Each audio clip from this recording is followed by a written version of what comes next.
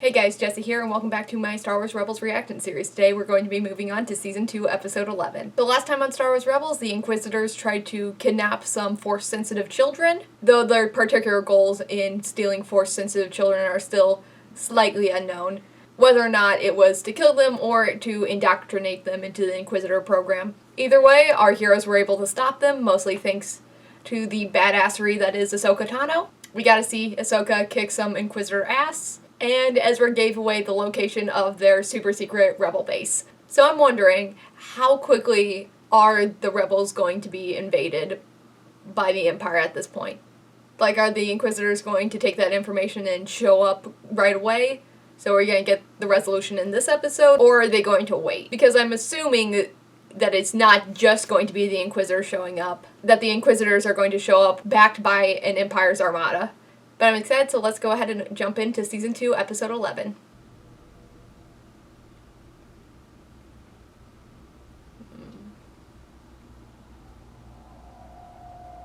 Dream or Force vision? Ezra. Yes. Both? Mom? Mom, are you there? You're here. Dad? Where are you? I can't see you. You're right here, Ezra.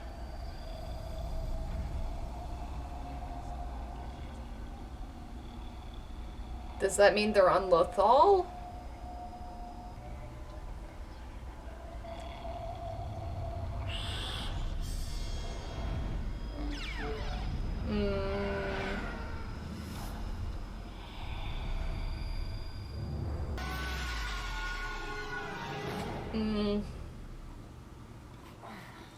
I don't trust most of that.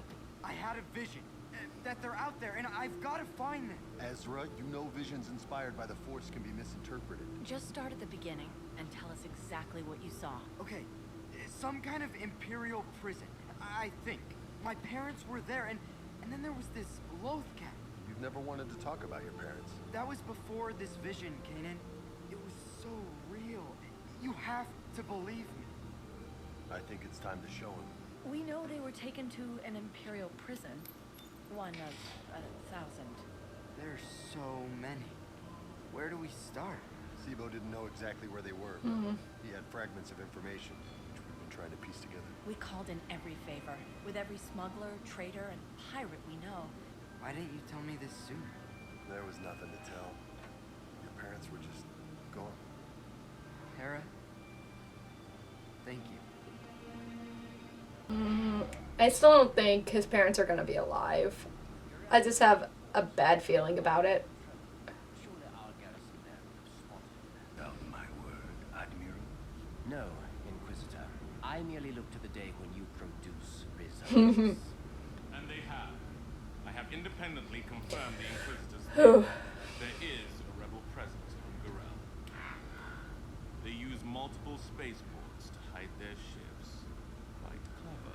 You respect them, even though they represent your constant failure. Perhaps, Inquisitor, we can achieve together what we have not apart. Admiral, deploy the fleet to Garel. It's interesting to see the fact that Callus seems to respect the rebels. I can't guarantee this will work. You have to open your mind to the truth as the Force presents it. That can mean something good or something bad. You understand? Yes, I understand. Turn around and focus on the list.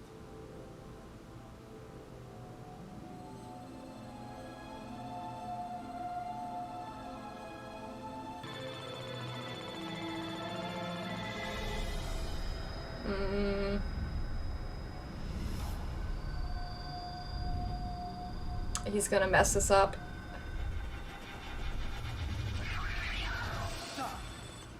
Prisoner X-10, whoever this is, they were arrested on Lothal for treason. You might be onto something. Maybe. I think it's gonna be the white-haired guy. I think that's who he's feeling. We support you. We're family. Speaking of family, where are the delinquents? The delinquents. That sounds like a terrible idea. In fact, we haven't seen one all morning. Kind of strange, actually. want to go back to Lothal? Now would be the time. They wouldn't just bomb the city, would they? Zed, we'll cover you. Head this way. Go, go, go.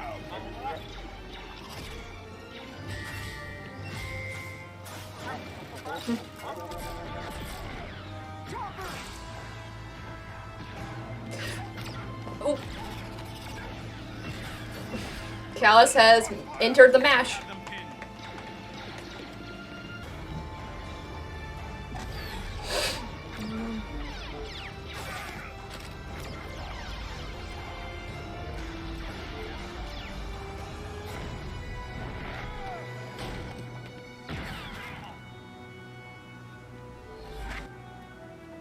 That's pretty impressive. Yeah, I taught him. Oh, you fuckers. You are not going to get in my way. Well then, my brave young boy, come and prove it. You're being fueled by your anger.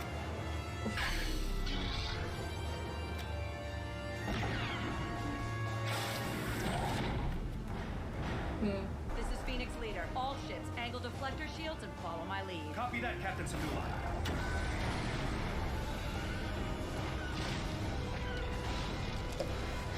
Admiral, several rebel ships have launched. Prepare tractor beam. Come on, kid. We gotta go. You too, Chopper.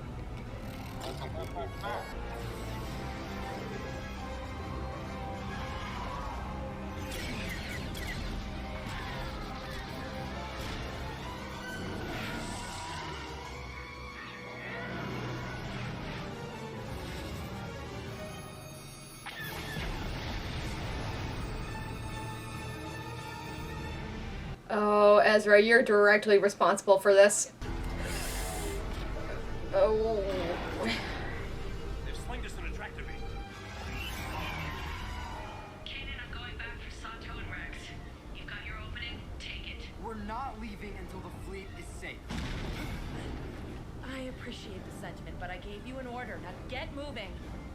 And Ezra, I hope you find what you're looking for. Don't worry. She was looking after everyone long before you and I came along. Bye, guys. I've got an idea, but it means getting close to that Star Destroyer. We can use the torpedoes to take out the tractor beam. Wait, can we do that? we're gonna find out.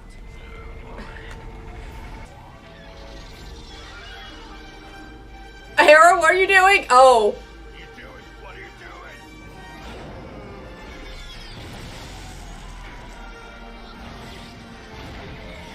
Did we get it? We got it. Oh, that was a close call. So, are we rendezvousing with the fleet or heading to Lothal? We stay with the fleet.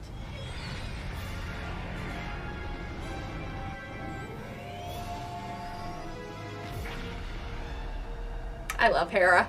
Agent Callus would like to know the enemy's position. So would I.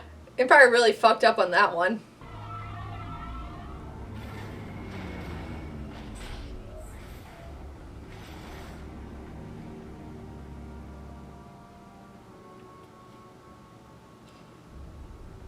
It feels weird for it to be this quiet. Where do we start? The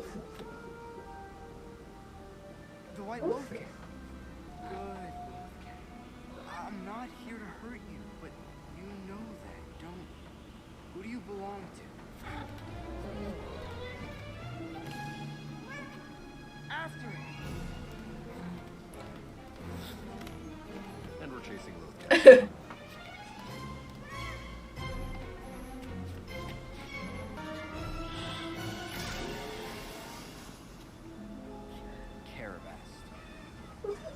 Oh, I thought the cat was run over.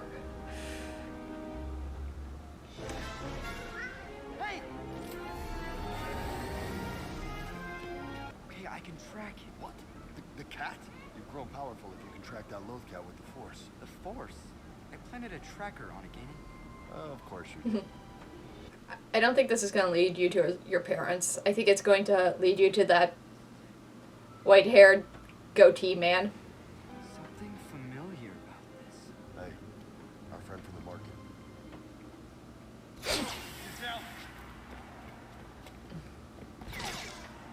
My name is Ezra. Ezra Bridger. I don't know you, but I think you might know my parents. Ephraim and Mira Bridger. My name is Ryder Azadi. You're right. I know your parents. Clancy Brown? I can't believe you're here, Ezra. Yeah. I wanted to find you, but I guess you found me first. I know you, don't I? Remember? You were pretty small back then. I was the governor of Lothal. I supported your parents and the messages they beamed out against the Empire. It was part of the reason I was accused of treason. Then you know what happened to them. Yes, I do. That ain't good. They're dead, aren't they? I'm sorry, son. They are. Even imprisoned, your parents would stand up for those who couldn't. Especially after they heard your message. Yes, that message. That message of rebellion you beamed out somehow made its way to the deepest dark of Imperial. It was so recent. Inspired by it, Ezra. They rallied others to rise up and break out. It was just like them not to leave until everyone else got out first. By then it was too late. You know, they used to say it all the time when I was little. If we don't stand up, who will? I'm sad, but not surprised.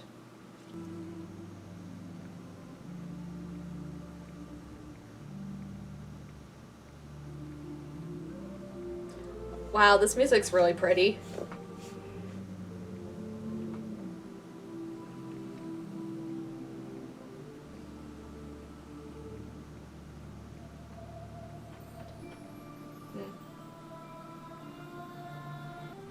I don't want things to change.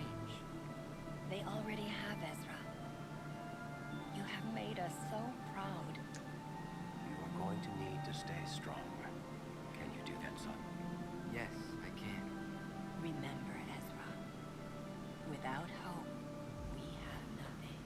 The Jedi teach that life doesn't cease at death, but merely changes form in the Force. Your parents are alive inside you, Ezra. They will be. Always. So that was season 2, episode 11 of Star Wars Rebels Legacy. It's weird, because I've always assumed that Ezra's parents were dead. I could just never see how they could come back. And for the most part, I've kind of forgotten about them because the SIBO episode was so long ago, and they never really talked about it. There was the cliffhanger about Hera getting the information about them, but nothing ever came of that. I also assume that they've been dead for a while, but there's something very sad about the fact that they've probably been dead for less than a year, I think. I don't know exactly what the timeline on the show is, but it doesn't seem like Ezra's message was that long ago. And the fact that Ezra's message of hope even indirectly led to their deaths, that message inspired them to riot and try to escape, which ended up getting them killed. There's just kind of something a little messed up about that. And also, it's not what I was expecting after the last episode, because I thought that the Empire learning the Rebels' location was going to be a much bigger deal than it was. Yeah, we lost one ship in this, but it just felt at the end of the episode the consequences and the battle in general were going to be much bigger. With all the Empire's resources, it felt like this attack was very small scale. And maybe that's just because the Empire doesn't really fear these rebel cells quite yet, because they're not an organized rebellion. Because this is the bulk of the rebellion that we've seen so far. So the fact that it was only a couple Star Destroyers, and the person leading the charge was Callus, and just comparing that to how the Empire treats the rebellion in later movies, just kind of shows how much the rebellion's going to grow as a threat. Because right now, the bulk of the rebellion fleet was 5-6 ships, half of them transport. And I think it just goes to show once these rebel cells become the Rebel Alliance, and when they begin to actually strike at the Empire rather than being on the defensive for the most part, and only then does the Empire start taking them seriously. And considering how ominous of a tone the Seventh Sister took when they discovered where the rebels were hiding, I thought the Fifth Brother and the Seventh Sister were going to be a much bigger threat in this. No, they get stopped by a door. Fucking hell, Callus was more intimidating in this episode than the Inquisitors were. Also, I find it interesting the fact that Callus seems to respect the rebels, and, like, as much as he probably hates them for consistently kicking his ass, it shows an interesting side of his character that he does respect that. One, if you don't respect the people that beat you, what does that say about you if you're the one who keeps getting your ass kicked? And I don't know if he's always done that, because from what I remember of early Callus, he was just kind of an antagonistic asshole. Especially to Zeb. Like, his first fight with Zeb, he spends the time taunting the fact that he destroyed his planet. So I don't know if that's just character growth or that was during an earlier writing process of the character before the writers fleshed him out more. It could go either way. Callus has slowly become one of the more respectable Empire members. Not that I respect most of the Empire. If you're part of a fascist government that's controlling an entire galaxy, my level of respect for you is pretty low, but Callus is not as bad as he could be. I'm kind of interested in his backstory, because the only thing we really know about Callus is he's an Empire dude. He's been tasked with taking out the Ghost Crew for the most part, which seems like a very bad assignment to receive. Like, sorry man, you're not gonna succeed in this, but you're trying your best. And then he was a part of the expedition that ended up wiping out Zeb's planet and destroying his people. And Callus has been consistently our main villain for the last season and a half. So the fact that we don't really know a lot about him is kind of weird to me. But it's not like we can have like a very sit-down conversation with Callus at this point. The Ghost Crew isn't just going to take him to a bar and just be like, hey, give us your life story. Why the fuck are you like this? That's probably not going to happen. And we don't really see a lot of the Empire side of things. But Callus is a curious character. But on the other half of the episode, we had Ezra trying to fight his parents. Obviously, that didn't work out. And we also met a new character named Ryder Azadi. Something like that. I'm gonna be honest, I'm probably only going to refer to him as Clancy Brown. Mostly because this is the first Star Wars character that Clancy Brown has played that actually looks almost exactly like Clancy Brown. I love how often Clancy Brown shows up in different Star Wars stuff. Obviously, he played Savage Opress in Clone Wars, and then later, he would go on to be in The Mandalorian. But he's such a good actor, so I'm very happy to see him again. But I'm wondering if Ryder is going to end up joining the rebellion, because he's an ex-politician, he had a decent amount of power when he was at Lothal, and he seems to have at least some sort of combat training, and he was already basically rebelling, just on a smaller scale and more localized to Lothal. I wonder if we're going to see him join the wider rebellion and maybe not do the street level stuff that the Ghost Crew does, but maybe end up being like a Commander Sato figure. Because there has to be a reason the Force was giving him these visions. And since his parents are dead, it might have just been to give him closure, or the Force was trying to lead him to Ryder. Because the Force doesn't give visions for nothing. Because we know the Force has a will of its own, so I think it's more about trying to lead Ezra to Ryder than anything else. So that makes me think that he's going to have a bigger part to play in the series. Also, he's voiced by Clancy Brown, so they're definitely bringing him back. This episode worries me about Ezra, though, because Ezra's still very much ruled by his emotions. He's trained to be a Jedi super late in life, and so he doesn't have that training to be unattached. And so he has attachments to his parents, and that's not the best when you're learning to use the Force, because that can easily lead to the dark side. And you see a bit of Anakin in those moments of letting his anger fuel him in battle and no longer caring for his own safety and just mostly letting his anger control him. And I think a lot of that has to do with the fact that he is trained to be a Jedi very late in life compared to traditional Jedi training. And he is definitely going to have to learn to let go. Because even though his parents are dead, I feel like he's still forming attachments to the Ghost Crew. And I think that might get worse after this. Because he might go down that route of, I lost my parents, I don't want to lose you too. Which isn't a good mindset for a Jedi or just a rebel in general. The weird thing about it, though, is that Kanan doesn't call Ezra out on it. He just lets Ezra's anger at the Empire kind of slide. And I don't know if just Kanan thought this isn't the time, we'll deal with this later, or it's the fact that he is an unexperienced teacher and he doesn't know how to call him out on his grief. Because it's really hard to tell someone, hey, don't be angry about your parents' deaths. But I have a sinking feeling that this is just the beginning. So that was my reaction to Season 2, Episode 11 of Star Wars Rebels Legacy. And if you like this reaction, don't forget to like, comment, and subscribe. It really helps out the channel and keeps me motivated to keep making more of these. So thank you so much for watching, and as always, I'll see you next time. Bye.